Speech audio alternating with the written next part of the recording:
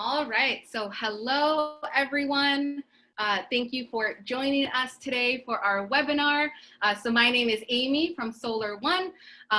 So what we're going to be doing today, thank you so much for joining our Clean Energy Career Panel. So I see there's a lot of questions so far in the chat. So I just want to clear some things up. So this is the webinar feature of Zoom. So none of your cameras are on and all of you are muted. There is no way for you to unmute yourself. Oh, someone else can unmute themselves. There we go. Thank you. So any questions that you put in the chat only go to us, the panelists. If you have any questions regarding what we're going to be talking about, meaning questions for any of us who are on this call, questions about careers, questions, follow-up questions to what anyone has to say, please use the Q&A section of a feature on Zoom. So you go to the bottom bar on your screen, there's a section that says Q&A. If you click on that, you can type in a question that will get to us. If you write a question in the chat, there's not a guarantee that we will address it or that we will be able to see it.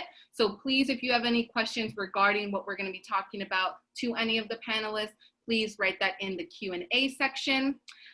There's a lot of questions regarding SYP providers as well. We are not associated, we're not SYP, we're not an SYP organization, we are not an SYP provider. So if anyone has any questions, anything about that, I see that there's a lot of questions about that in the chat. We are taking attendance of who is participating on this webinar. So just because you registered does not automatically mean you attended this webinar. So we are able to see who attended and for how long. So for example, if you're only here for the first 5 minutes, does not mean you fully attended the entire webinar. We will be sending all of this attendance information at the end of our webinar at 1:30. We'll be sending all that information to your SYP providers for attendance purposes. Any questions about payment or anything like that, you have to talk to your SYP provider about that. We do not handle anything that has to do with payment or anything of that sort. So we are not the person to ask that question to. So please direct any of those payment attendance questions to your own SYP supervisors for this summer and not us in the chat. All right. So thank you all for joining us. So we're going to go ahead and get started. So besides everything I just said, this webinar is also being recorded.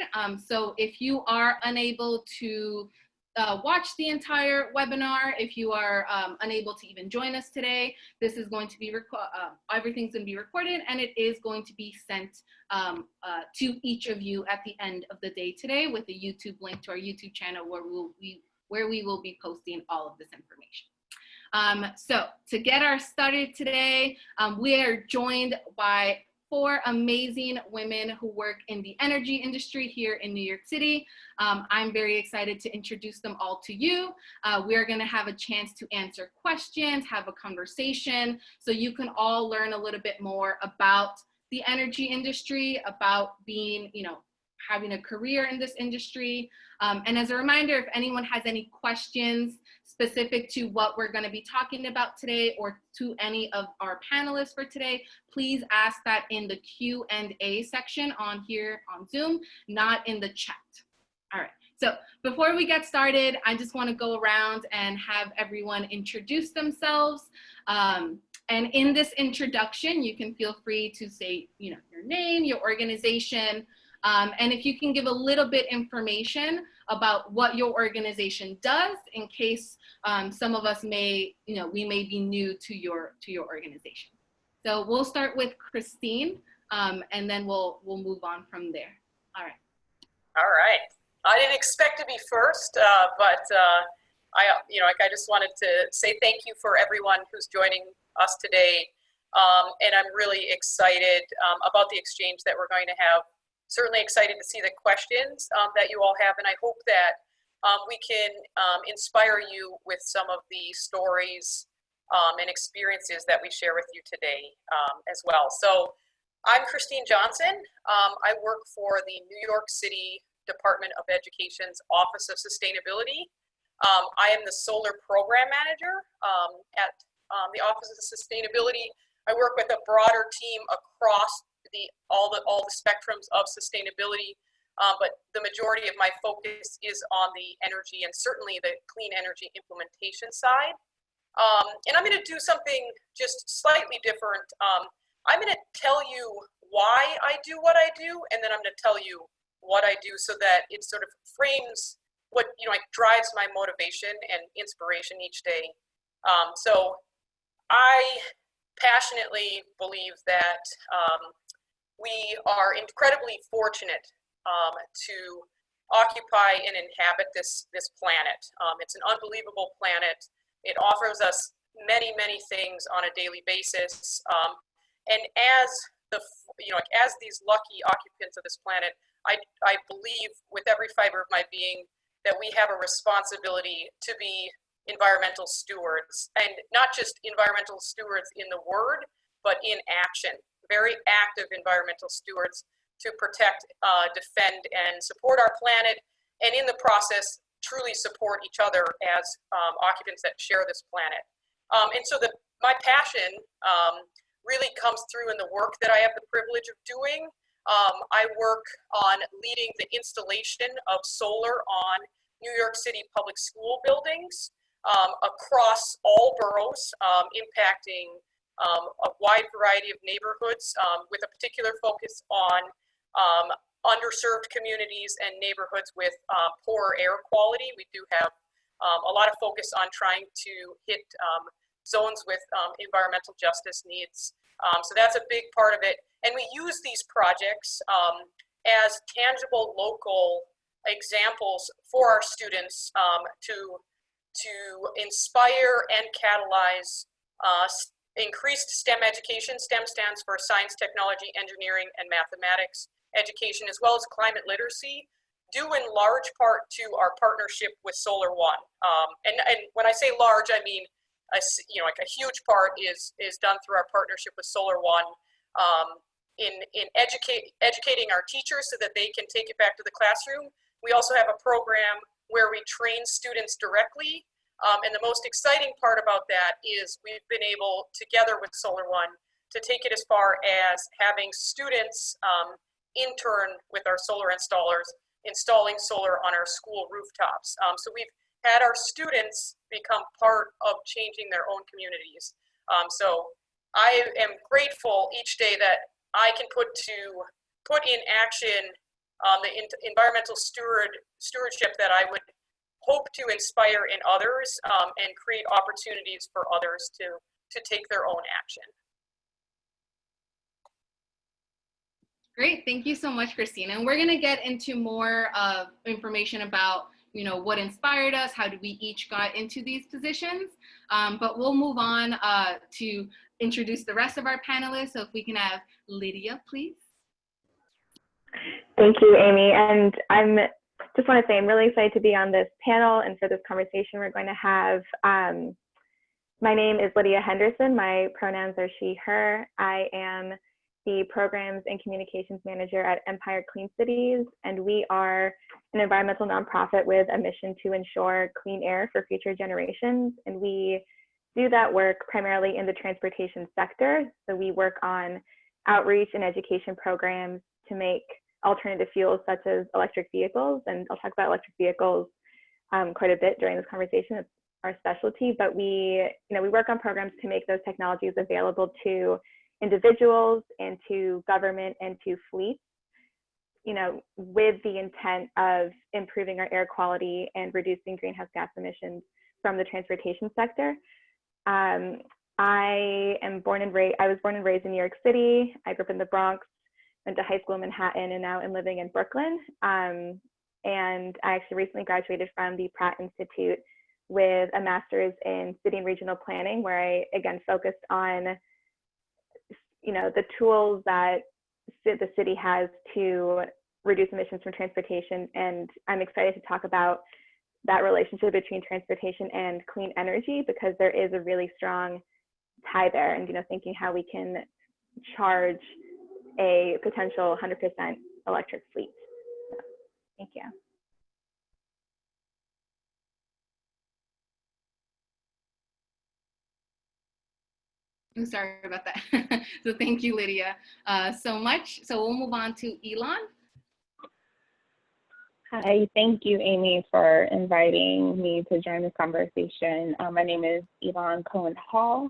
I am a Bronx native. I was born and raised in the Bronx, and I was a former summer youth employee all throughout high school. So this was kind of tying in a lot of threads for me in regards to how I grew up and what I did. I actually started at a nonprofit organization, and where I'm working now is a nonprofit organization. So I work for WRISE, which stands for Women of Renewable Industry Using Sustainable Energy. And we promote the education, professional development, and advancement of women to achieve a strong, diversified workforce and support a robust renewable energy economy. We have tons of different programming that we do, but most of our work is in kind of three main buckets, and that is in the retention of women within the space, the recruitment of women within the renewable energy space, and the advancement of women within the industry as well. So like I said, we have tons of programming. We have mentoring programs. We have fellowship programs, both of which I have plenty of information on. So if anyone on the call is interested in those things, we would definitely love for you to be involved. And yeah, like I said, I'm super excited to be on here and just talking about how I got started in the industry, because it's a little random, but it's good. And I'm glad that I'm here. And I'm hoping that we can recruit and get a lot more, not only women, but men, especially women and men of color into this space, because there's a lot of work for everyone to do in all types of different fields. So yeah, I'm ready to talk about all this today. Thanks. Great, thank you so much. Yeah, super excited for all the questions we're gonna get into to learn a little bit more about each of us here today. But I'll pass it on to our last panelist that's joining us. Daphne, if you can go ahead. Hi everyone, my name is Daphne Sanchez. I go by the pronoun she, her. I am the Executive Director of Kinetic Communities Consulting. I'm loving the chat, seeing all the high schools you guys are from.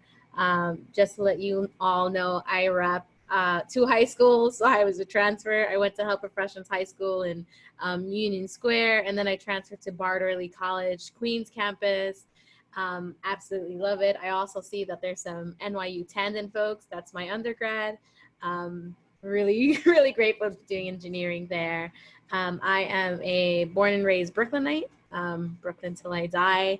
I was raised in between Marcy houses and Cooper houses, which are 2 NYCHA projects. And I work a lot in the intersectionality of energy, housing, and equity, and really elevating Black and Latinx communities to become more involved in the energy space. Great. All right, so to continue on our conversation, I do see that there are people coming in with questions and they're writing in the Q&A section. That is beautiful. So just to give everyone just a little bit of a rundown of how our time together. So this webinar does go until about 1:30 p.m. We are going to spend the first about 40-45 minutes talking with some pre-made questions, I'll say, that I've developed. So just so we can all get to know each other a little bit more, get to know a little bit more about how each of us got involved in the energy industry.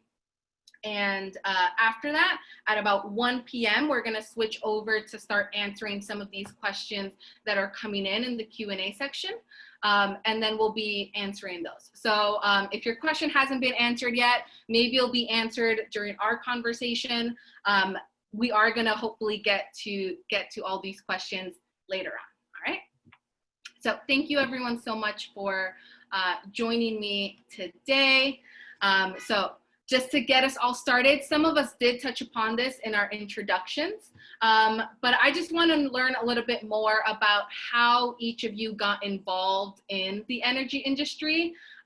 Like I think it was Elon said that it's kind of like for some people, it's a strange journey of how we ended up in the organizations or in the positions that we're in. And I think that it's super always beneficial to talk about that journey and talk about how very rarely is it ever a straight path of like from point A to point B. There's a lot of stops along the way. Sometimes you go back, sometimes you go forward, you go up, upside down. So I just want to have a little, get to learn a little bit more about everyone's journey of how we all ended up working in the clean energy industry. So if there's anyone who would want to go first, you can go ahead. But hopefully, we can just have a conversation. I'm also just very interested in learning about how we all ended up here. I saw you unmute at the same time, so I was like, I'll let you start if you want, Elon. This is going to be the Bronx, Brooklyn thing right now. I know, it must be. It's all love, though. I lived in Brooklyn for a while. All love. So I'll get started. So like I was speaking about earlier, when I was a summer youth employee, I actually worked for a nonprofit in the Bronx. And because of that, I was like, I love nonprofit work. I think it's incredible. It's amazing. I want to make sure that, in my life, I'm affecting change every single day in the work that I'm doing. That was, as a teenager, was important to me. And so I thought that I was going to get into working for a nonprofit, but more so working for a nonprofit that dealt with education, because that's what I was used to. So I went to college. I finished college. I went to Washington University in Lexington, Virginia. To be quite frank and transparent, they gave me a full ride, and so that was where I was. Went there, came back. I knew I wanted to do a master's program, which I did at CUNY Queens College in Queens in Urban Studies, which looks at how nonprofits affect urban communities in every possible way. And it was an amazing program, and I learned a lot, and I was working for a nonprofit at the time as well. But the nonprofit that I was working for went under, and I was in between positions and started working for a temp agency. And the first job that I started working at was a wind energy company.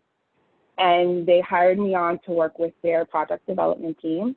I wasn't there that long. I was working there part-time, and then they brought me on full-time temp and then as a full-time employee. And I just started learning.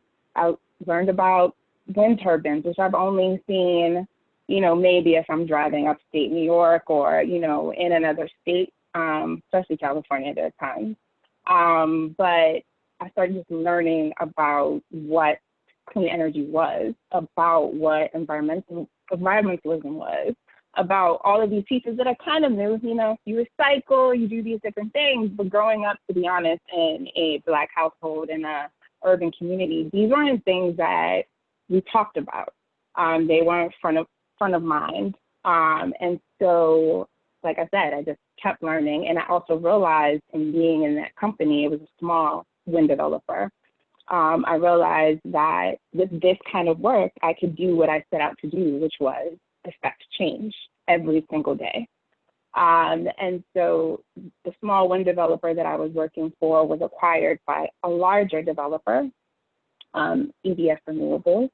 So I was working there for a while in project development and became a project developer myself, and was traveling all over the place, helping to develop wind projects, learning more about solar and battery storage, which is incredibly interesting.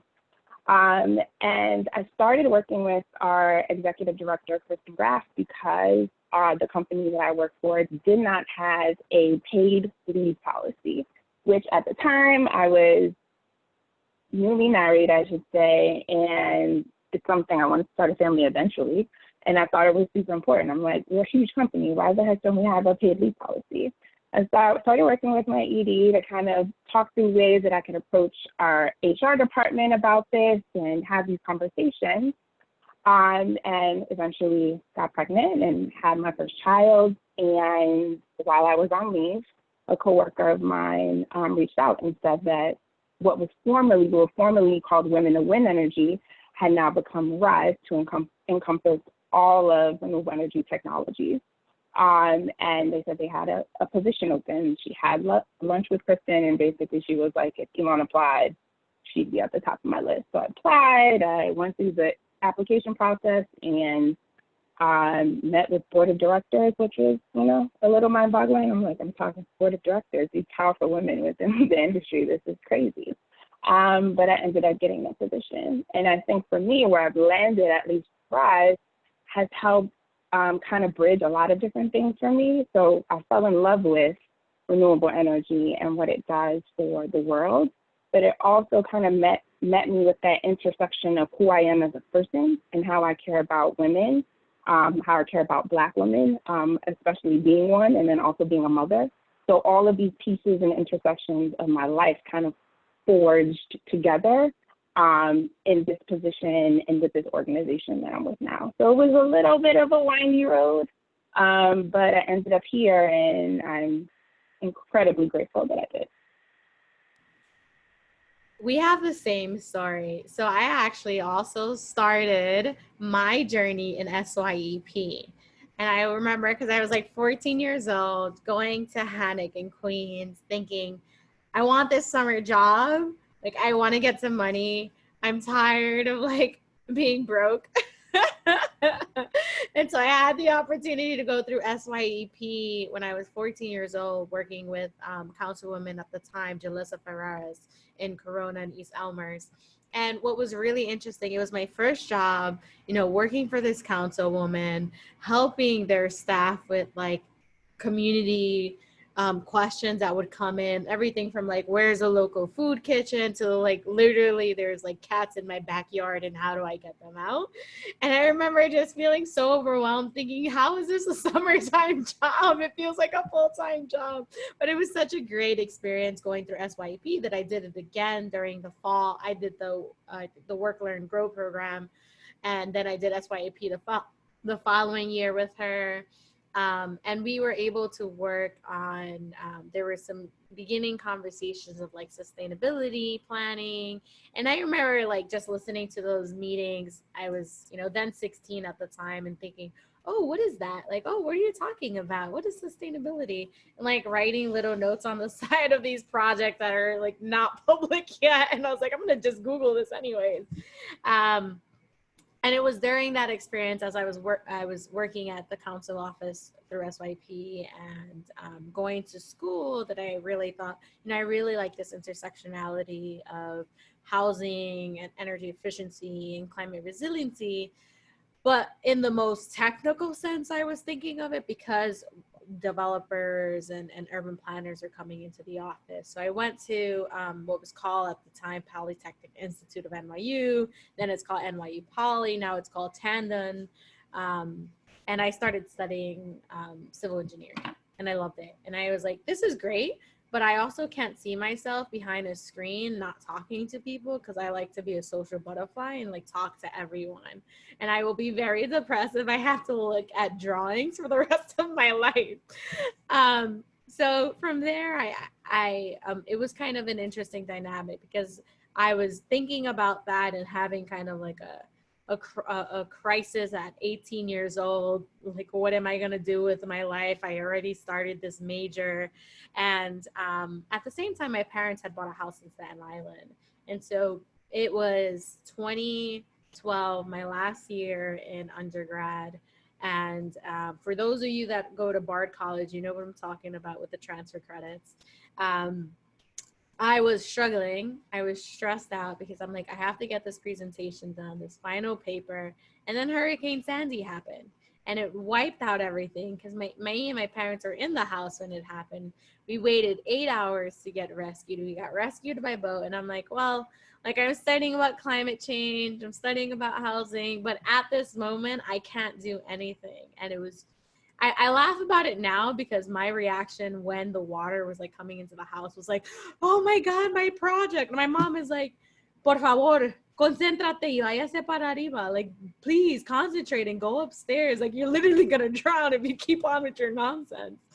So it was really great, because I think what was good about that situation was that I saw the engineers from the school, NYU Tandon School of Engineering, come, and they're like, listen, Daphne, like, you're still in shock. I don't even know why you're coming back to classes. You're still in shock. take some time. We'll provide some free structural analysis for you and your family and your neighbors, and we'll connect you with social services, which in Staten Island, it was called Occupy Staten Island, that will support you in getting the resources, because my father is diabetic and my mother is epileptic. And so they obviously lost all their medication during the storm. There's a really nice intersection of like social services and technical services, and I've never seen that before. And so I started working at a nonprofit called Make the Road, supporting immigrant communities, having access to energy efficiency and resiliency programming. But then as I started working in that space, I realized, like, why is it that all these applications are in English? Why is it that like only engineers that are like certified are in English? And I started banging my head on this problem of like trying to figure out, how do we make sure that energy is more accessible to my community, to the Black community, to immigrant communities. And from there, I actually left. I worked there for 2 years, and then I left and I worked at Solar One. And at Solar One, I worked in the Bronx, and I started working with a whole bunch of little cuchi frito restaurants, which are like, I don't know if you guys ever seen those hole-in-the-wall restaurants that are selling like fast food, fried chicken and French fries, and they're like not that expensive, but they're amazingly delicious, and you feel like crap after you eat it. So I was working with a lot of those restaurants in the Bronx, saying like, all right, let's get together, let's create a co-op. Let's get you some energy audits by Latin and Black small businesses. Let's get you the improvements that you need so that you can just really focus on this cooperative that they were doing, which was owning a warehouse where they can collectively buy food, and then each one of them are able to get it at a lower rate. And it was a really great project because we got the state of New York, the New York State Energy Research Development Authority, which is also known as NYSERDA, to give them money just for that co-op building, which was outside of the scope before. So I was there for not a long time because my project also ended. So I was there for about 6 months. And that's something else that you'll realize as you go through your jobs, is like, there's this idea that you'll be at a job for the rest of your life. And then when you go into the workforce, you realize that there's projects and there's timelines, and you might be there for 3 years, you might be there for 6 months, and you just have to look for other opportunities. And then from there, I moved to a private company called the ICF. It was a great opportunity because of my working in like housing and energy and like with our communities. I was like, this is my priority. Like, I grew up in public housing. I grew up, my family's been here for multiple generations. I want to make sure that Black and brown people have access to clean energy and have access to clean energy jobs and clean energy improvements. So I worked there for about 3 years. I was the only Spanish person on my team. And I was just like, like I would prefer more flexibility than I have right now. And in 2017 was when I fully ventured out and I started Kinetic Community. So I am actually the executive director and the owner of this company. And we do a lot of work that I love to do, which is really supporting Latinx and Blacks getting it into the energy sector, designing programs that are with the community, supporting nonprofits to actively participate, and supporting minority and women contractors, GCs, learning technology so that they can integrate it into whatever they're selling out to their neighbors. So my pathway was, coming from low-income neighborhoods and coming from the projects, the idea of like, you should always be grateful for the job that you have and you should never leave it. And so leaving a job at a private consulting firm and going on my own, I had family members being like, are you crazy? Like, what are you doing? You got the dream job and you are deciding to step away. And I'm like, yes, I'm crazy. That's why I'm stepping away, because I really want to open the horizon for better things. And yes, I will be broke for a little while, but it will, the fruits of the seeds are definitely going to come. So I must say it's been years from that first job at SYAP, but it was really the spark to everything that happened today.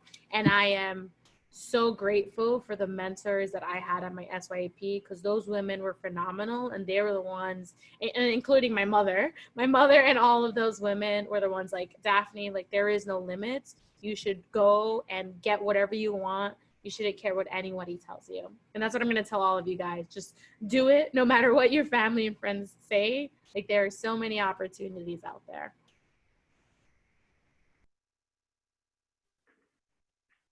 Great. Thank you. Oh, go ahead, Lydia. Yeah. Yeah, thanks. I'll just go next because I a few things Elon and Daphne said that I can relate to of just the windiness of where each new opportunity can take you. And I think Elon said like this lesson that you are constantly learning with every new opportunity to take advantage of. And if you told my high school self that I would be working with electric vehicle policy, I would have had no idea what you meant. And just, I think a big takeaway is that if you have an interest in environmentalism and you have like a passion for your built environment and your natural environment, I think there's always going to be an opportunity for you to get involved in clean energy or clean transportation or sustainability. It just takes, sort of like what Daphne was saying, just that passion and belief that what you are doing has bigger purpose and, dedicating yourself to that. So I grew up in the Bronx as well, close to the Botanical Garden, and I was fortunate that I had, my parents who were botanists or biologists who, sort of allowed me to grow up in a household where science mattered. We had so many plants, and I was able to take internships at the Botanical Garden and other public gardens like Wave Hill and Riverdale, sort of these like high school summer fellowships where, I guess sort of similar to SYEP, you are paid for an internship, and then there's also a huge educational component. So while I was at Wave Hill, we took a GIS class, a Geographic Information Systems class at Lehman College in the Bronx. And I feel like I'll keep going back to GIS as sort of one of the big reasons that I was able to sort of like develop in sustainability professionally. And my first job out of college, after majoring in environmental studies and, having this huge background in environmentalism, but still not understanding like what can I do, but having this, GIS skill that allowed me to get my first job out of college, which was at a different nonprofit that also focused on renewable energy and electric vehicles. And now I've been working, in this field for the past couple of years, and going back to that GIS skill, like it really allowed me to think about, growing up in New York City, just this urban challenge, this urban context, and how all these environmental lessons affect our everyday lives, and how, just the skills and understanding you need to figure out how you can make change. Like, how can you understand an environment? How can you understand where you come from and make it healthier and make it better and make it a better place to live? So just, I've always been driven by the fact that our environment matters. And I think now there's a lot of messaging and understanding of how a lot of our built systems disproportionately impact different communities in different ways. And that's been a fact for so long, but there's this constant relearning that people are doing. And it's, I don't know if the other panelists agree, but it feels like right now we really need, people who are interested in their home, whether that's Earth or New York City or a park nearby. Rambling a little bit, but just, if you have that drive to care about the environment, there are a lot of opportunities, and especially in New York City, I think there are these, SYEP is a great program. There are other internships at like the Museum of Natural History, just places where you can get those, the understanding of environmental studies. Definitely. That was, I'm going to echo a lot of what the women on the panel already said, but I do want those of you that are embarking on your career, trying to figure out what you want to do, is to have a lot of sort of compassion for yourself that it's not going to be a straight path and you're going to go different directions even when you're not expecting to. And sometimes you think you have an idea and input from others really affects that, which can be a good thing or a bad thing, but if it's part of the, your convictions, it's really interesting how you'll come back to that. And so my path is a bit different. I did not grow up in New York City. I do love and I'm learning an incredible amount from the city of New York, but I grew up in the wilderness of Canada, which I'm the lone wolf, so I grew up in the wilderness of Canada, and I was, I sort of engaged directly with nature, with plants and animals, and this incredible appreciation for this planet, and just like how it sustains us, and we're really, really connected to it, from a global standpoint. When I started to learn about the damage we were doing to our planet, it was personal to me. I was like, wow. I was like, how can we be abusing something that literally is what is our life source? And how can we believe that some people are worthy of resources while others are not? That, all of that stuff really boggled my mind. And I grew up in that drove my desire to be an environmentalist. And I grew up with a mother who was a very dedicated teacher. So I saw how education could be a way of transforming people's thinking into actionable steps to help protect our environment for everyone. So I knew very young that I wanted to do environmental work, and that education was a key piece to that. But in the household I grew up in, there were two options for school. It was predominantly engineering or architecture. Even architecture was measured on a lower scale, but I ended up studying architecture. And when I came out of school, I started my career at Chicago Public Schools, managing renovations of Chicago Public School buildings across the city, and predominantly in very underserved neighborhoods. But I got to do transformative things where I built out custom STEM labs to teach, for gaming and all these really interesting things. So I learned very quickly that one of the best gifts I could give while not being wired as patient as my mother to be a teacher in the classroom is I could transform learning environments to amplify education opportunities, to be a game changer for people. So I worked for Chicago Public Schools. Then I worked for Cook County government, overseeing major renovations to services serving the entire Cook County community, including the Cook County jail campus and hospitals that serve the Chicago community, obviously being hit very hard by COVID-19. And then an opportunity came my way, or was brought to my attention, that is the one that I currently occupy at the New York City Department of Ed Office of Sustainability, leading the solar program. And what it took me a little while to realize, but has become resoundingly true, is that this job is the intersection between all those things that I'm incredibly passionate about. Similar to what all the other ladies said on here is, you're looking for that intersection where you can take action towards those things you're passionate about. The work that I get to do is be an active environmental steward by leading the actual physical installation of solar on schools and using those as a tool for education, working to give teachers the tools to even use those even further to support the delivery of education. It's having a very positive impact, on our local communities. And it's definitely, we're working very closely on equity, right? So we need to be serving our city in an equitable way. And thankfully, our public schools are distributed across the city so we can have impacts in a broad spectrum of communities. So this job, I couldn't be more grateful for that intersectionality.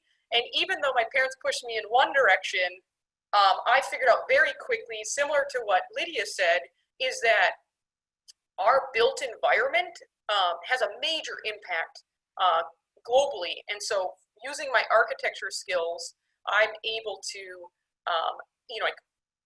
change building, energy efficiency, and really increase that efficiency and then offset it with clean energy by collaborating with other teams within the DOE. So very fortunate. So be on the lookout for the intersection of those critical things that you care about, and know that it's probably gonna be a windy road. So, but it makes it very interesting, and you certainly grow throughout the process, and increase your compassion, empathy, understanding, and you should be focused on really constantly learning, because that will make it very exciting, and it will make people want to work with you. Thanks. That's so great. Thank you all so much for telling us a little bit more about your own stories, your own pathways of how you're in your positions or you are in now. So just to a question that has come up in the Q&A from the audience, and something I'm also wondering is, what do you think are some, and this can be for whoever feels comfortable answering this, what do you think are some skills or some skills that are helpful in the industries and the positions that you're in, and that can be there's a lot of conversation about STEM careers and engineering, and so a question that has come up is engineering a requirement to be in the energy industry, right? Because there's a lot of challenges and barriers when it comes to pursuing STEM degrees or pursuing higher education in general. So, what do you think are some skills, not necessarily tied to having a degree, or if you can all, whoever feels comfortable can speak a little bit more on that. Thank you. I'll jump in here. I was like looking in, I was like, I don't know, but so I have that engineering background, but I must say, like, I struggled immensely because I didn't have a good foundation in math and science. So when I went into engineering, I felt very, very overwhelmed to the point that I was just concerned because I loved the topic, but I was having fundamental issues understanding like the baselines of formulas and like understanding the adaptability and the way you're like learn in half semesters. So like in the classes we had linear algebra, and it's like half a semester. It's not even a whole semester. So you have to memorize in a very quick fashion. And I'm just not a good learner in that methodology. But I would encourage folks that if you are not very comfortable with engineering, to really look at engineering-esque or like science-esque programming that's out there. That's not necessarily, college is one pathway. There are other pathways as well, and I strongly encourage folks to examine those other pathways, because going into college, it is a heavy financial commitment. I know Elon mentioned she got a full scholarship. If you can get a full scholarship, go for that full scholarship.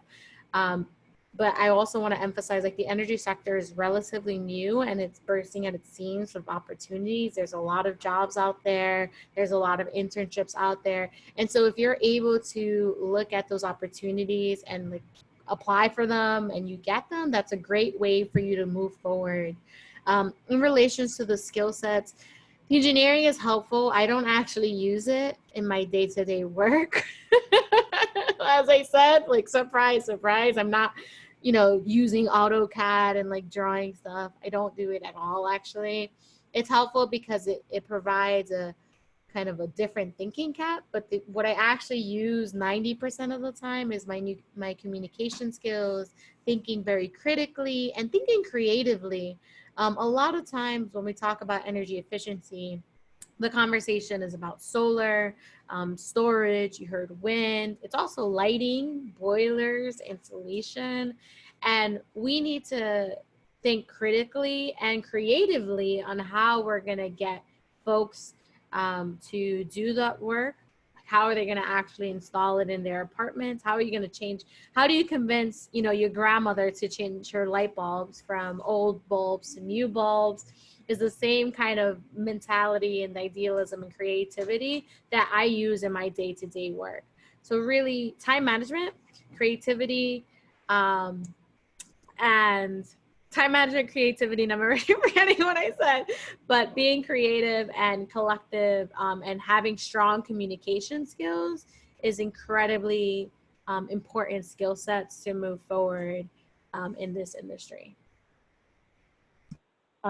I completely agree with Daphne, and I think on top of that is just the ability to kind of think on your feet, and be a go-getter.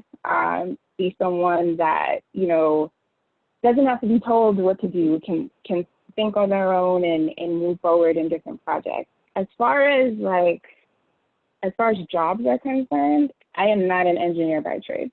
I am an economist by trade. That is what my undergraduate degree is in. And my graduate degree, as I talked about, is in urban studies. But you can get a job in this industry in anything, literally anything. Lydia does communication.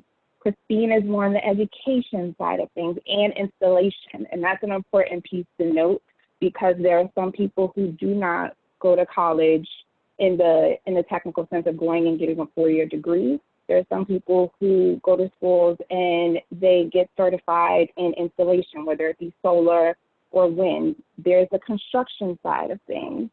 When you're on particular projects, we need people on the ground building these projects. There's also the finance side of things. So if you're into money and finance and doing deals, there's that side of things.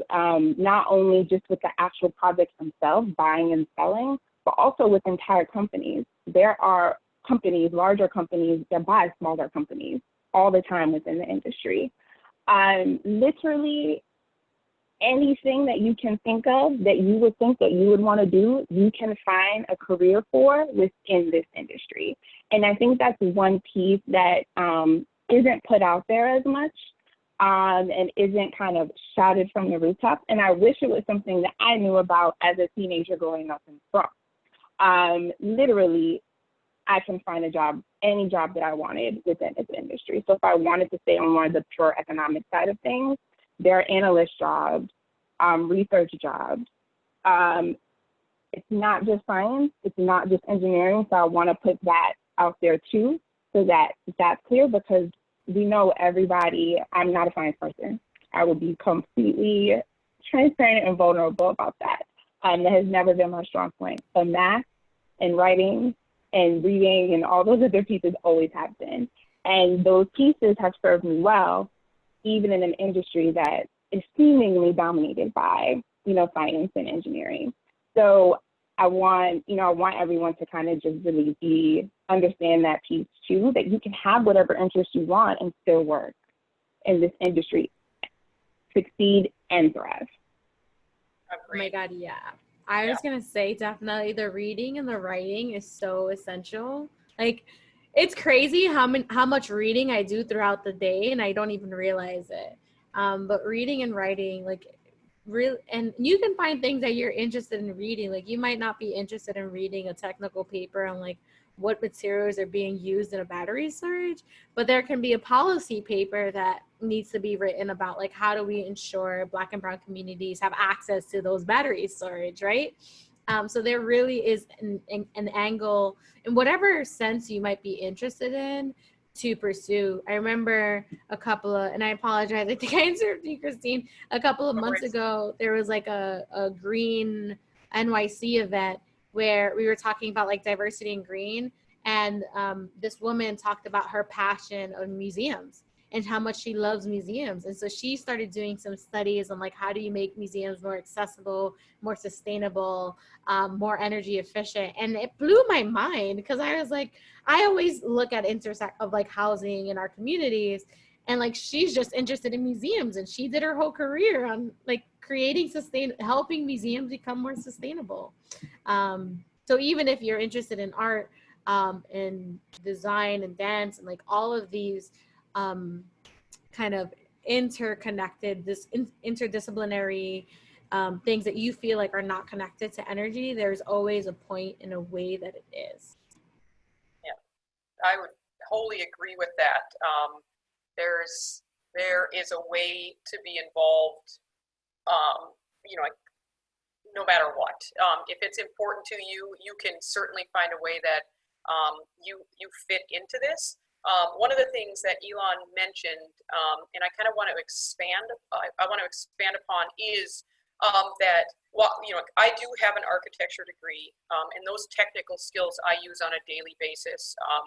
I've spent my entire career talking to engineers, architects, and contractors, and typically being the only female on site. That's a very normal thing.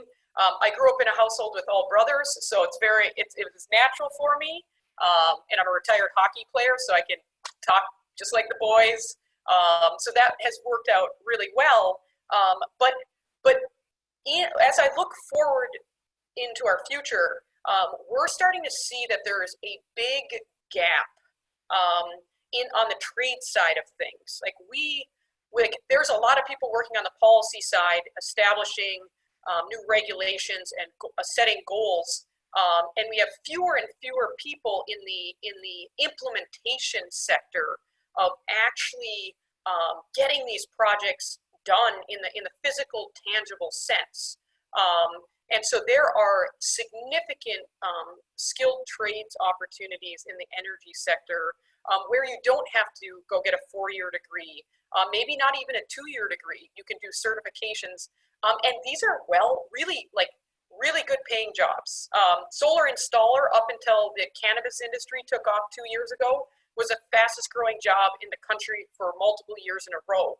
And that job is very plug and play, but you get paid very well, and you get to, you know, like tangibly impact a community, and you see a product that you built. So I would heavily encourage, if going to school and taking on all of that debt is not something that fits into your future, there are incredible opportunities on the trade side that I would encourage you to look at and consider, because you might even be more profitable there. You could start your own business and find contracts that fit really well. So that I would recommend contemplating the broad spectrum of opportunity, not just, we have a lot of people on the policy side, and we need a lot of action to execute those goals so that we create the impact we're talking about. So if I could offer the three top things that I look for in a candidate, and I've spoken to mentors of mine, the 3 things that I look for is, first is a good attitude. We need to be, you know, I need someone with a good attitude, a willingness to learn, and a work ethic. And if I have someone with those three skills, I can teach them anything. And that's what one of my really good mentors and I have talked about, is those are the 3 foundation blocks. And from there, I, as a mentor or a leader, should be able to teach them almost anything. So those are the things that I would impart on you as big focuses and things you want to communicate to potential employers. Thanks. Yeah, I would agree with everything Christine just said as well. And to go back to a point Elon made of, there are so many different opportunities in whatever you're strongest in and whatever you're interested in. And to use myself as an example, I studied environmental policy, not knowing, and Spanish, and not knowing what exactly what I wanted to do with that, or what, I guess, industry I wanted to go into. I landed my first job because of some GIS skills I had learned in high school and college, and the project happened to be about electric vehicles. And now I do communications for an electric vehicle focused nonprofit in New York City. So again, it's a constant, you're constantly learning. I think it's very important to be open and flexible, and, you know, trust yourself to try new things and accept that what you think you might want to do now might not be what you actually end up doing. But once you have your foot in the door, for lack of a better term, you can really build on what you want to do. That's so great. So thank you everyone for sharing that and for sharing, you know, all your own personal information about that, about this question. So another question that has repeatedly come up in the Q&A from the audience, but also a question that I think about when I was even planning and organizing this webinar is, you know, we are all women in this energy industry. And so that has definitely impacted a lot of how we, you know, the jobs we have gotten, the jobs we have not gotten, and the spaces we occupy. And so if, you know, whoever feels comfortable would want to talk a little bit about being a woman in a very white male dominated field. And we also have women of color on our panel today. And, you know, it's not always our environmental movement and our more, you know, our energy sector is very predominantly white as well, male dominated, but also very heavily white. And to, you know, address these issues of how it's impacted us, not necessarily, you know, if you want to talk about your experiences in your own organizations or just in general, I'm sure that we can have a conversation about that. So whoever feels comfortable.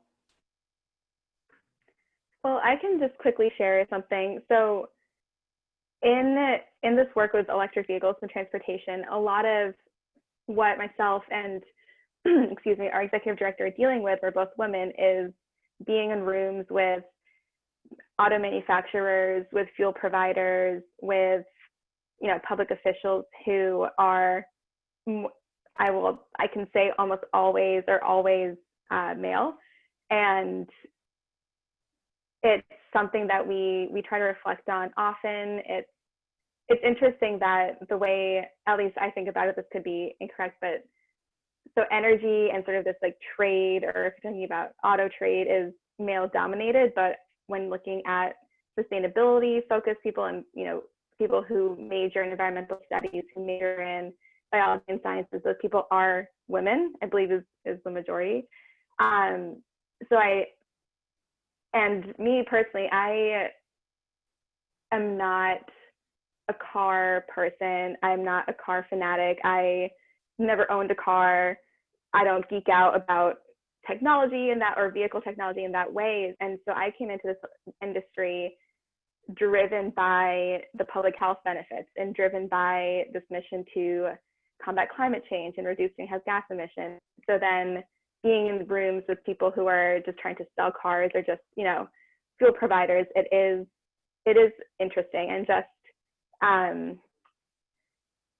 it's interesting, and it's something that's worth reflecting on. And I'm grateful to also make these connections with people who are more in the renewable energy industry, and, you know, just trying to find the other women in this space, trying to find the other women who are electric vehicle charging manufacturers. And I will say our organization, Empire Clean Cities, is partnering with WRISE, the organization Elon is with, on an EV webinar. And WRISE, you know, focuses on women in renewable energy. And I can just say that finding a full panel worth of women to speak on electric vehicles was a challenge. So just something to reflect on. Yeah, I mean, I definitely, right, it is not easy. I mean, I started working in this space, you know, through SYEP, which was like very diverse, and it was so nice working at Make the Room. It was pretty diverse. And then when I transitioned into like fully energy efficiency spaces, one of the things that I've always tell Amy, I'm like, I'm so happy to see another Latina at Solar One, and like multiple Latinos at Solar One, because when I was there, I was the only one, and I was like literally so uncomfortable, just like vocalizing myself. And it was an internal uncomfortableness, right? Because you see other individuals, not only like different race and different gender, but also different socioeconomical class. And so something like what I relate to growing up in public housing is very foreign to a lot of folks in the energy sector who come from much more affluent communities, and they're male, white individuals in the space. So one of the things that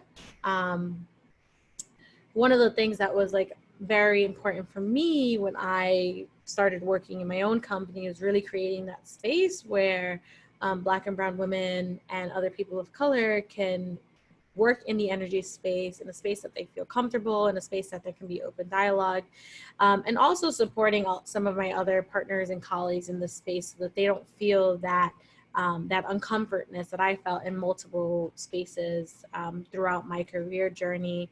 And there are kind of two organizations that have come out in the past couple of years. One of them is Women of Color Collective of Sustainability, that was founded by Jordana and Shantae. Jordy actually used to work as an architect for an energy company. She was also the only Latina in her team and doing new construction. And so again, that dynamic of really understanding what the community, understanding because you're from the community, but just also not only do you have to validate yourself as like a woman, as an expert, but also like as a person of color can be very overwhelming. So I'm very happy that they created the Women of Color Collective Sustainability Initiative, also known as WOKESIS. And then another colleague of mine was really looking at being an engineering students. Engineers, I like 85% of Tandon's graduating class were male, and 20% and 15 or 14% was females. It was really, really intense at that level. I feel like high school, you know, public schools in New York City are pretty diverse. I went to school, like I said, in Brooklyn and Queens and in Manhattan, where you see a whole bunch of diversity. The moment I get into college, though, that diversity disappeared. And it was just pretty jarring for me. So there's another organization called Latinos in Sustainability, which is really focused on Latinos within the sustainability and engineering space, and collecting them and supporting them to start being okay with feeling uncomfortable and to start feeling empowered to bring up your opinion, because it's really that diversity and your perspective that can really drive, again, those creative solutions. Because if we're all coming from the same background, we're all of the same gender, we're all of the same race, we're all going to say the same thing and we're never going to move forward. But bringing people in from different perspectives can really create something beautiful. And I don't want to sugarcoat it. It's really not easy. And there is a sense of discomfort, especially in the beginning when you start to work, because you feel also like coming from a low-income community. I've been taught that I always should be grateful and I also should appreciate the jobs that I got. It was hard for me to start realizing, like, absolutely not. Like, I'm here, I've worked hard to be here, and my perspective should be vocalized, and I should support other people to be vocalized as well. And that risk of like, okay, like, this is where I'm putting myself. If you like it, great. If you don't like it, great. It's something that I've learned as I've grown up, in a sense, in the field. Yeah, Daphne kind of hit it on the head in regards to that.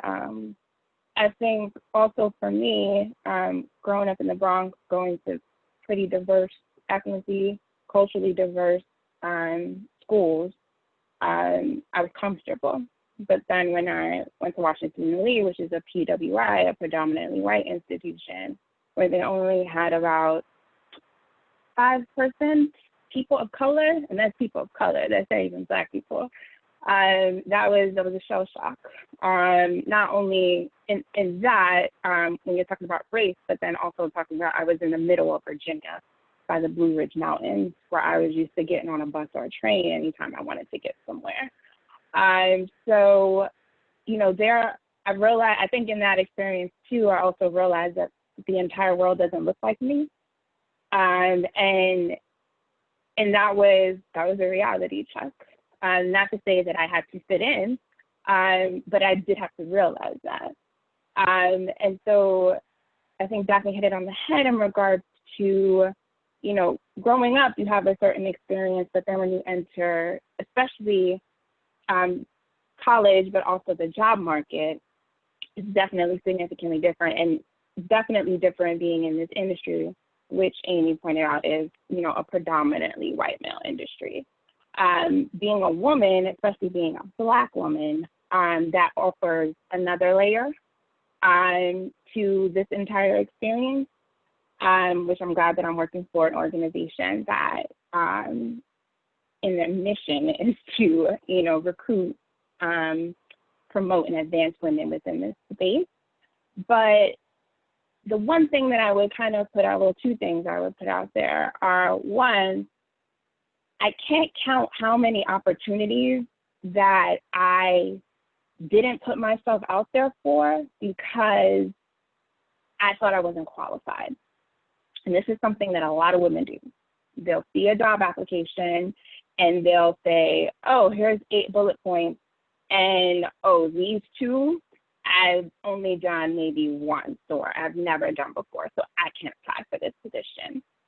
No, throw your hat in the ring, because typically when a man sees a job application and they have 1 bullet point, they will throw their hat in the ring. They've only done one thing, they've never done the rest of the things, and they will still throw their hat in the ring and say, I'm applying for this. So always apply, always put yourself out there. Even if you don't get the position, even if you just get a phone interview, chalk it up to practice. You can even follow up with them and say, hey, you know, I really want to see where I can improve, where I can get better. And to be honest, that puts yourself one more foot in the door, because they see that you're trying to learn, you're willing to learn, you're showing initiative. So always apply, always put yourself out there. The other piece of it that I would put out there too, especially in any industry, but definitely in this one, is that it's not just you applying for the job. They are applying for basically, you need to be interviewing them too. You need to get a better understanding of what the company culture is, because that's important. And I think that's a big piece now, with the way our world is right now, not only with the pandemic, but with all these social justice pieces coming to light, and having a platform, I should say, because they've always been there. I think it's really important. There are a lot of organizations and companies out there that, yes, they want to hire more Black and Brown people. They want to get them in the door, but what they're not doing is they're not changing the culture that exists in the organizations to keep them there. So when you're applying for these positions, hopefully in our industry, make sure that you're kind of interviewing them too, and you're getting a better understanding of what their corporate culture looks like at the entry level, mid-level, and up at the executive level and C-suite.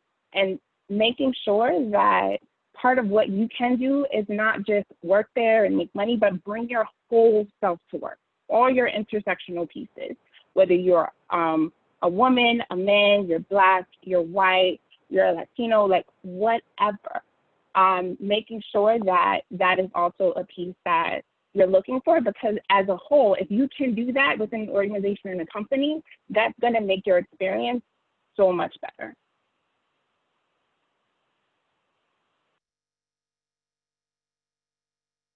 That's so great. Thank you. And yeah, I mean, we can have a whole nother panel just talking about like the struggles of all this. But what we're going to do now is we're going to transition a little bit to try to address some of the amazing questions that have come in from our audience. And a huge one that has been repeated again many times by many different audience members is, you know, what can youth do? So like, what can youth do being in high school or being currently in college? How can they communicate, right? How can they communicate with either their community, their immediate family, how can they communicate either sustainability, more intersectionality and environmentalism? How can they bring these themes of clean energy, energy efficiency, energy conservation, all these different themes that are in our everyday lives? How can they bring that with themselves, even if they are not yet in this professional space where they are doing this as a career, doing this as a job? How can they, youth incorporate this into their everyday lives? And then if and this will be a great space also if any of your organizations offer any internships, mentorship programs, or anything of that sort with youth. You can feel free to also let everyone know that. Whoever wants.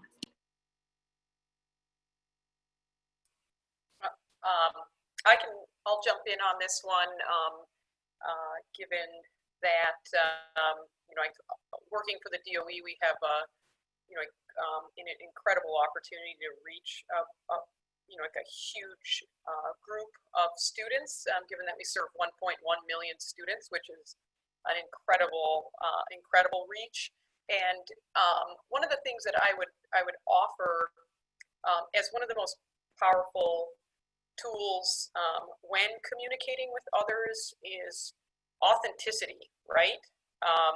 Almost not every lady on this panel has spoken about the authenticness of why this work is important to them based on who they are and all the intersectional pieces of what makes them who they are. So when you communicate to others, to keep in mind that humans are social creatures, and authenticity is critical in social communication because people respond to that. So when you tell them what really matters to you, and especially your family, because your family cares about what really matters to you, and when you ask them to change or to consider something, you're going to resonate with them much better. But one of the big things I would say is make sure you listen back, right? So it's humans are more similar than they are different, and certainly in the current political climate, that's been something that I've had to constantly grapple with. Is like people I thought I knew and understood were very far. We feel very far apart, but then when we start to have authentic conversations about what's truly important to us, we're much more similar. So take some time to listen to what is important to people, and figure out how those things intersect, and that becomes much more empowering. And certainly do that authentically, because that's how you move people to take action. And an extension of that is to actually have and create opportunities where you can offer people opportunities to take action. And working with our Career and Technical Education Department at the DOE, we have a large internship program, and we, working with Solar One, are working year over year to expand and diversify internship opportunities in the clean energy sector. So what I would say is look for those opportunities. Certainly look at which ones are available to you, and get outside your comfort zone. Even try to take on jobs that you didn't think you were interested in, because those will even help you grow. And just like Elon said, go after jobs that you don't think you're qualified for, because coming back to it, as someone who's hired several people, is if you have a positive attitude, a good work ethic, and a willingness to learn, I have a lot of confidence that I can bring you on board and work with you so that we can grow and complement each other. So we do have internship opportunities, and we're continuously trying to diversify those across, from engineering to actual physical installation on rooftops, so more of the skilled trade side of things. So put yourself out there, look for opportunities and take them on, because that builds your resume, and that shows that you are a go-getter. And if that comes across in job interviews, people understand that you will grow quickly, and those companies will benefit from employing you, and certainly you will take a lot from being employed and learning in those new job opportunities. Yeah, and I would add to that, just do some research on some of these companies as well. Like if you Google, like, what are solar companies in New York? What are battery storage companies in New York? What are wind companies in New York? And really look at, like, who are the folks that are working there? Again, going to what Elon says, like making sure that you will feel comfortable working with those people. And also don't feel uncomfortable in reaching out to strangers. Like reach out to them, ask them like, hey, you know, do you have 10, 15 minutes to talk to me about your experience working in your job? The worst that they can do is say no. But I feel like most times people are very receptive and very open to having conversations about their experience. And chances are, you know, if you look at places that have internship opportunities for high school seniors or college students, really look at who are the folks that are offering that internship experience, and getting to know them before the openings gives you a higher possibility for you to get that position, because they'll have name recognition and they'll remember, oh, I spoke to you, you know, 3-4 months ago and you mentioned this interest. Here's an opportunity that you should really look into. I don't think you're never too young to start building those relationships, those professional relationships, those networks that can really help you figure out where in this big energy sector you would like to fit into. Yeah, just to reiterate that point, don't be afraid to shop around. Like if you find a group you like, you know, do your research, Google everything you need to Google. Even if a company is not offering any positions at the moment, still reach out and ask, or let them know you're interested in what they do. You want to have a conversation, you want to see if it lines up. And like Daphne was saying, folks are always excited to speak to, you know, a high school student, a college student, somebody who's about to graduate. And if that group doesn't get back to you, then maybe that's not a place you want to work after all. And I will say that Empire Clean Cities does hire interns, and we're actually about to, we're not accepting applications right now, but we will be looking for 2 fall interns, one to work specifically on our Mission Electric campaign for electric vehicle adoption, and one to work on our general communications and project management. So again, just to, you know, take my advice, if that sounds like something that might be interesting for you, maybe you're not sure yet, just feel free to reach out. Don't even need to apply, just ask all the questions you want to ask, and just don't be afraid to put yourself out there. I'll also add that just in, you know, where do you start with some of this work and how do you talk to your family about it? I would say, I think authenticity was amazing, which is what Christine brought up, and just listening, which are both really important things, but also just kind of starting small.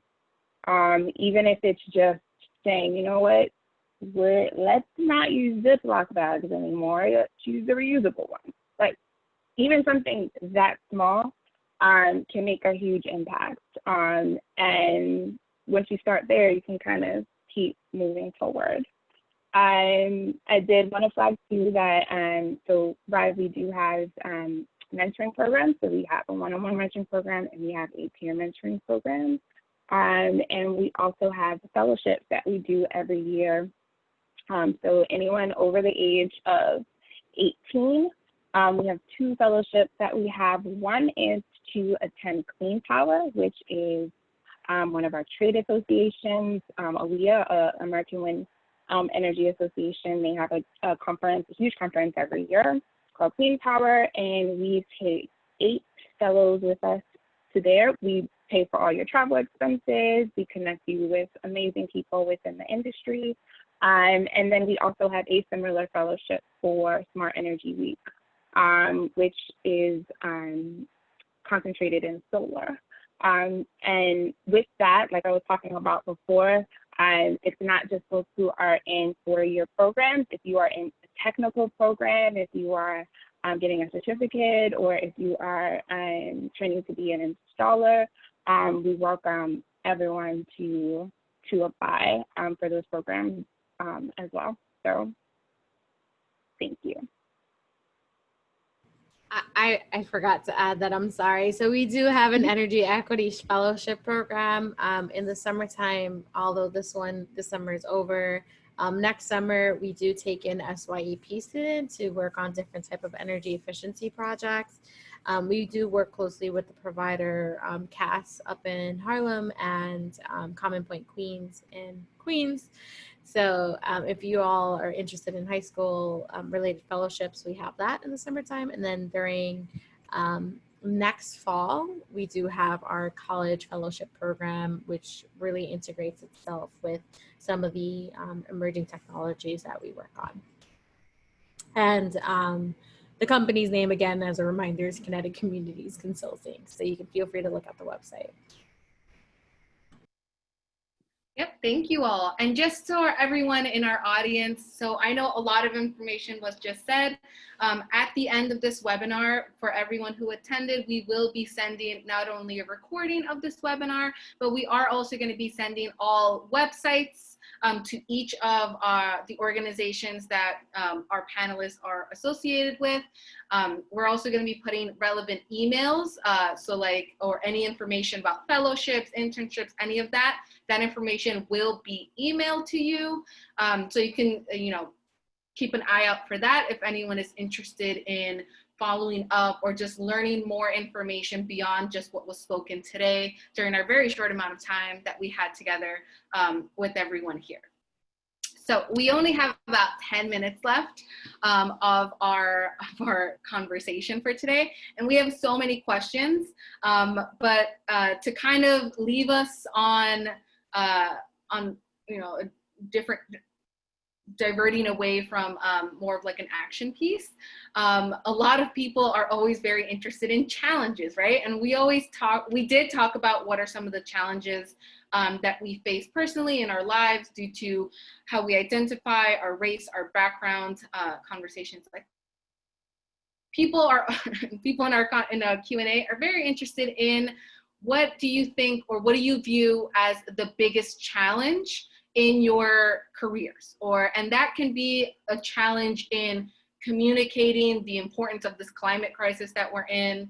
That can be a challenge of being a woman of color. So for whoever feels comfortable answering, what do you view as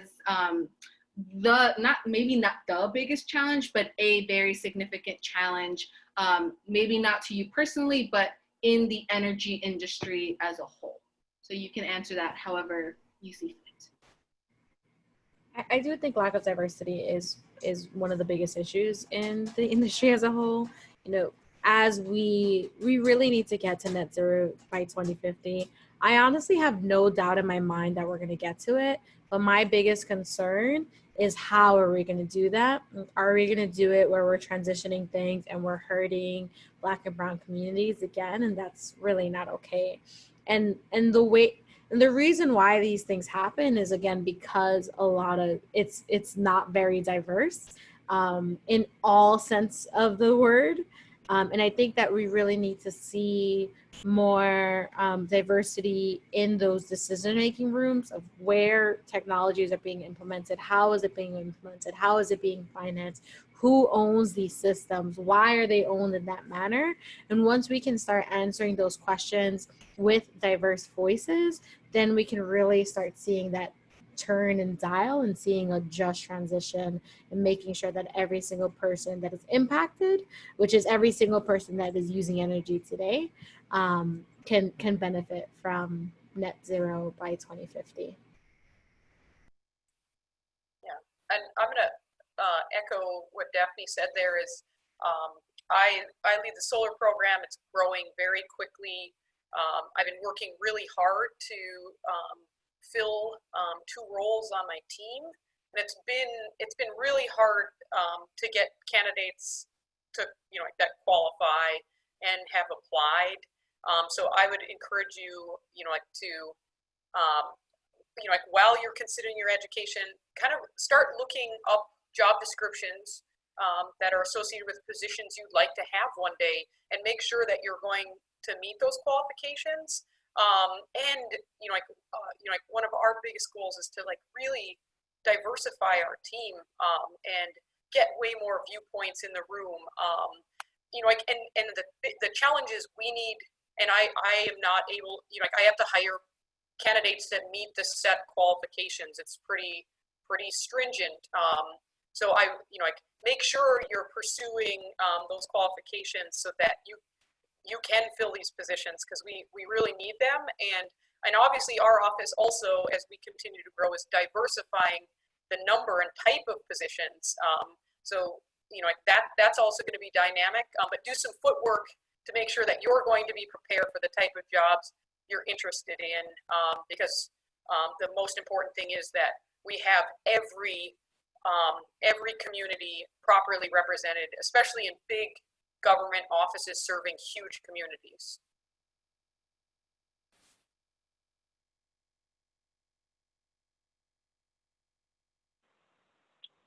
I would echo what Daphne was saying just in regards to, I think one of the biggest challenges in this industry right now is diversity and equity. Equity is a big piece. I'm super grateful for the work that she's doing, especially when you're talking about environmental justice and access, because that's something that isn't the same and equitable at all, especially in communities that look like me, that look like her. So as a whole, I think I would agree one of the biggest challenges is diversity. I think we are working towards it. I think that there are plenty of people in the industry that want to see the change. I think that the biggest piece that needs to happen, and I think this is just true of life in general at the moment, is just that we need to put in the work. Everyone needs to do the work, not one person, but everyone. So that I would definitely echo those sentiments. I would echo that as well, and just say that one big challenge that I've seen is, again, representation. I think everyone made a mention of that. And when we talk about making these technologies accessible to communities that they most impact, I think representation is important, because when we're doing our messaging and when we're talking about the benefits and we're addressing these communities who will see improved air quality, who will have the biggest rewards from these transitions, we need to have those voices making those messages. It can't be, others in the industry doing that messaging on behalf of these communities. They really have to be at the table. And sort of a larger challenge I'll also mention is for renewable energy, for wind, for solar, for electric vehicles, for Green New Deal, is this misconception that it's too expensive and that we need to pilot our way to this transition. And I think for you as an individual, I think just that constant reminding people in your lives and reminding to yourself that we can do this, like the technology is there, we have the resources, we have all of you, we have the panelists, like people are working on this and it can happen, and don't let people make you believe that it can't happen. Great. That is a great message to end our conversation with. I want to thank all of you so much for taking the time today to share some more about your own journeys, your own careers. I hope that we can possibly keep in touch and work together in the future. So I do want to thank everyone for joining me today. I want to thank all of our attendees today for joining. Thank you so much for all your wonderful questions. I do apologize if we did not get to your question. We did have a lot to come in, but I did want to thank everyone. As a reminder, this entire webinar is being recorded and it will be sent to you later today. So you can feel free to rewatch it, send it to someone who maybe didn't have a chance to join us today, but is interested in the energy field, or just listening into this very interesting conversation we just had. All information, again, websites, contact info about internship, possible jobs, mentorship programs, all of that we talked about today will be emailed to you as well, included in that same email as like the YouTube link. And also, this is just one of our webinars in Solar One Summer Webinar Series. So we do still have 3 other webinars coming up. We have one next week that's all about solar energy, but it's going to be different because it's going to be completely in Spanish. And I think that also goes to show that what we were talking about today, we're trying to diversify and also trying to just uplift and amplify that there are Latinx, and there are diverse professionals in this industry. We just need to do the work and try a little harder in trying to uplift and use our privilege and our platform that we have to amplify and uplift these diverse professionals and try to promote all of that. So if you are interested in attending any of our other webinars, please follow us on Instagram at Solar One Green Design Lab. And I think I'll put the link in the chat as well. And I'll also be sending information about all the other social media handles for all the other organizations that joined us for today. So thank you all so much. Thank you so much, Christine, Elon, Daphne, Lydia, Sarah also for helping us out, managing all of the technical aspects of this webinar. And so I hope to, see all of you and hear from you all again. So thank you. Thank you. So much, Thanks, Amy. everyone. Thanks, Thank you. everyone.